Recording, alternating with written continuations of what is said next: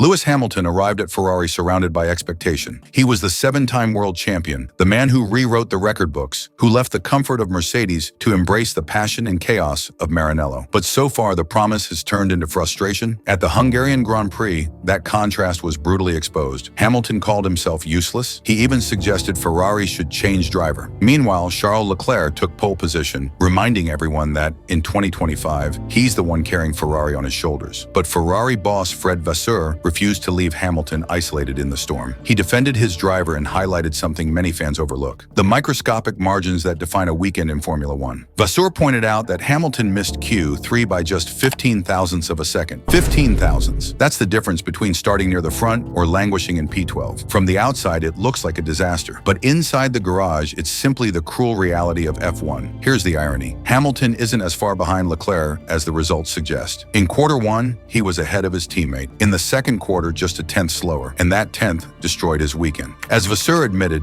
it looks silly from the outside. He's right. The difference between being called a hero and being ridiculed as a failure is razor thin. Now here's where it gets controversial. Vasseur also admitted that Hamilton sometimes exaggerates the problems. If the braking isn't perfect, he might lose half a tenth. If the rear steps out slightly, another tenth disappears. And what does Hamilton do? He amplifies those issues to the team. Small imperfections suddenly become major storylines. It's a double-edged sword. On one side, it shows his obsession with perfection. On the other, it risks distracting the team, sending engineers chasing symptoms instead of fixing root causes. And here's my personal view. Hamilton has always operated like this. At Mercedes, his paranoia often produced brilliance because the system around him was calm, structured, and brutally efficient. At Ferrari, that same energy collides with a volatile environment. Instead of turning pressure into progress, it multiplies the chaos. Not because Hamilton is wrong, but because Ferrari still doesn't know how to translate his language into consistent solutions. There's also no denying luck has deserted him. Hamilton hasn't caught the right side of circumstances lately. Yellow flags at the worst moments, traffic in crucial laps, even tire degradation that seems to favor Leclerc. In Hungary, it all hit him at once. Leclerc with the glory of pole, Hamilton stuck in 12th and drowning in self-doubt. And what about the future? When asked if he would race at Zandvoort after the summer break, Hamilton said, "Hopefully I will be back." Hopefully. That word says it all. It's not the voice of a man in total control. It's the voice of a champion who feels the weight of internal politics and outside criticism pressing down on him. Right now, Ferrari and Hamilton are out of sync. Leclerc has 5 podiums, Hamilton has none. The team is fighting Mercedes hard for second in the constructors, but Hamilton's symbolic weight in the standings simply hasn't materialized. Here's the truth. Vasseur did the right thing by defending him. Hamilton doesn't deserve to be written off as a washed-up driver, but Hamilton also needs to change the tone. Calling himself useless doesn't inspire the garage. It feeds the critics. Fans don't want to hear despair. They want to see defiance. In the end, Lewis Hamilton is still a giant, but giants stumble too when luck turns its back. The difference is, when Hamilton stumbles, the world watches, magnifies, and headlines it. Every detail becomes a scandal. And maybe that's the ultimate challenge for him at Ferrari. Not just to drive fast, but to prove he can turn setbacks into triumph. Because at Maranello, survival isn't just about speed. It's about carrying the weight of a myth and still finding a way to win. When Lewis Hamilton announced he was leaving Mercedes for Ferrari, the world of Formula One shook to its core. It wasn't just a transfer. It was the greatest statistical driver of all time turning his back on the silver empire he built to take on the ultimate challenge, winning in red. But here's the truth that Ferrari themselves have now admitted. They were naive. Fred Vasseur, the man tasked with managing Hamilton's new chapter, confessed that he and Lewis underestimated just how big the cultural and technical change would be. And that mistake has shaped the entire first half of 2025. Let's be clear, this is only the second time in Hamilton's legendary career that he's changed teams. From McLaren to Mercedes back in 2013, and now Mercedes to Ferrari. 18 years within the same family, the same engine environment, the same philosophy. For Hamilton, switching to Ferrari meant not only a new garage, but a new culture, a new language, and his first ever F1 experience with a non-Mercedes engine.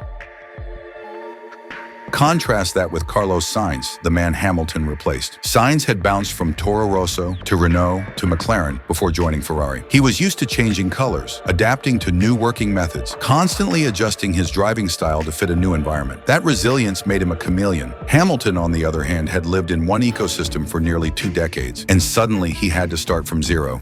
Vasseur admitted it openly. When Lewis arrived, we naively thought he would have everything under control. He's not like Sainz, and he's right. Expecting Hamilton to to simply walk into Ferrari and dominate was unrealistic. It took him 4 to 5 races just to begin finding rhythm, according to Vasseur. And since Canada, there were glimpses that he was finally on track. But then Hungary happened. Leclerc on pole, Hamilton out in Q2, and the radio messages that went viral. Hamilton calling himself useless, even suggesting Ferrari change driver. It was brutal, raw, and reminded everyone of the self-critical Hamilton we saw in his final year at Mercedes. But in Ferrari Red, the weight of those words cuts deeper.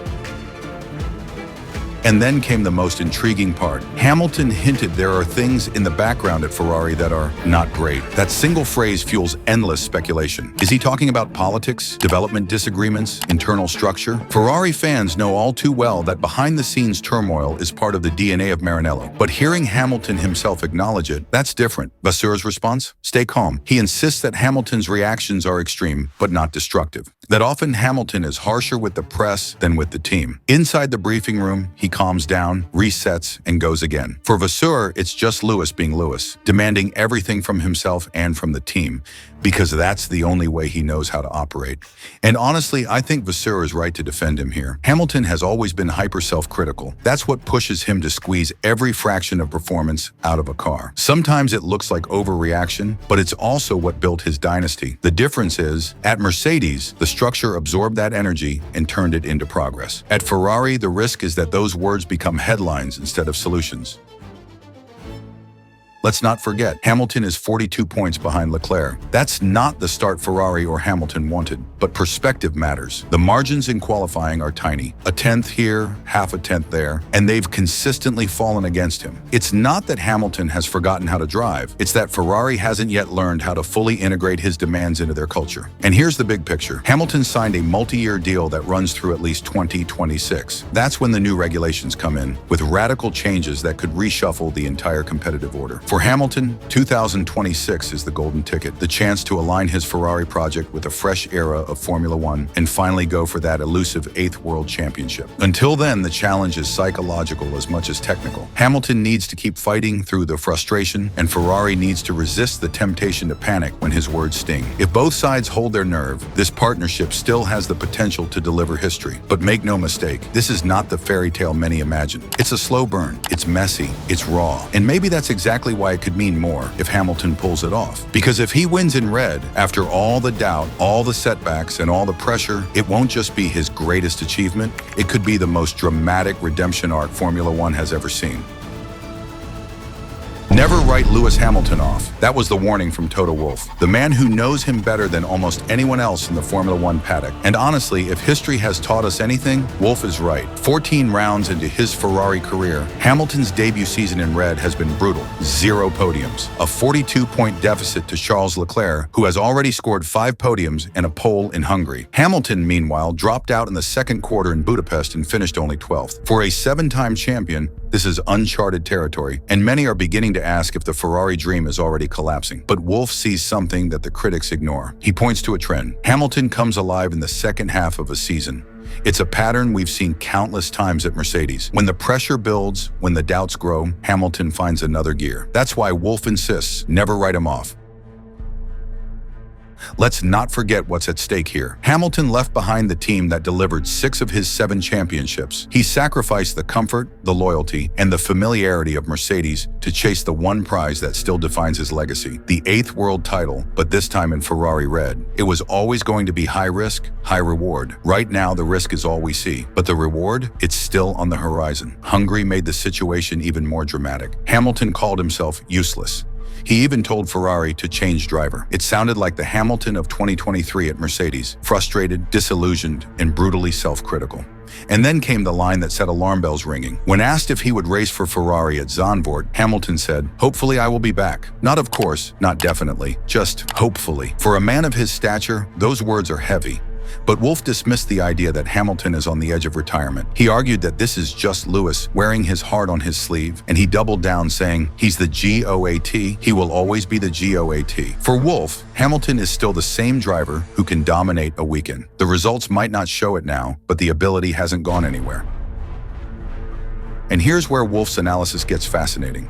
He linked Hamilton's struggles to Mercedes' own issues under the ground effect regulations since 2022. Mercedes never truly cracked this era of cars, and Wolff suggested that maybe Hamilton's style hasn't meshed perfectly with this philosophy either. That raises a big question. Could the 2026 regulations reset everything? Wolff certainly thinks so. With new chassis, new engines, and entirely fresh technical concepts arriving, 2026 will be the biggest reset the sport has seen in decades. And Wolff believes Hamilton's intelligence, adaptability, and experience make him the perfect driver to exploit that reset. Brand new cars, completely different to drive, new power units, new energy management. That's absolutely on for Lewis, Wolff said. And I have to agree, if Hamilton wanted the easy way out, he would have stayed at Mercedes, collected podiums, and slowly faded out of the spotlight. Instead, he chose Ferrari, the hardest, most emotionally volatile team in Formula One. Why? Because he isn't done. Because he still wants to prove that he can climb the highest mountain, even if it means walking through fire to get there.